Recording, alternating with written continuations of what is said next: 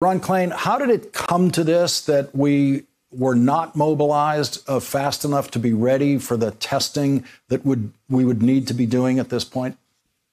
Well, Lawrence, I think it's failure stacked on failure stacked on failure.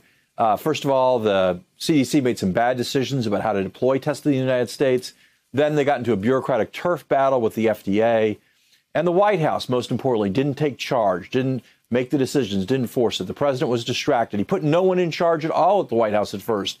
Then he put Secretary Azar in charge. Now he put Vice President Pence in charge. And so I think it's a failure of execution. It's a failure of leadership. It's a failure of focus.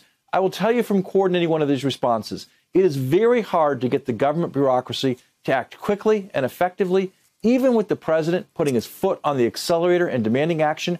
When President Trump put his foot on the brake and said, no one bring me bad news, no one tell me the truth, don't let the scientists speak, that took a thing that was already going to be hard and made it impossible.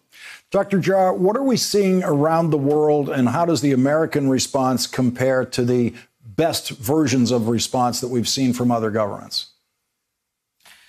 So our response is among the very worst in the world, certainly among all the major countries.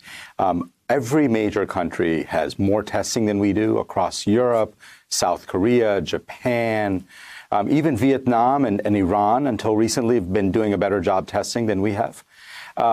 It's really mind-boggling how badly we have done on testing.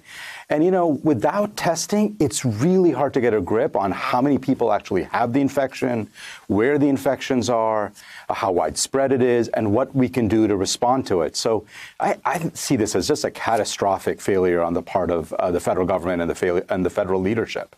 Sherry Fink, how much time did the Trump administration have to get ready? When did the early warning go off for them?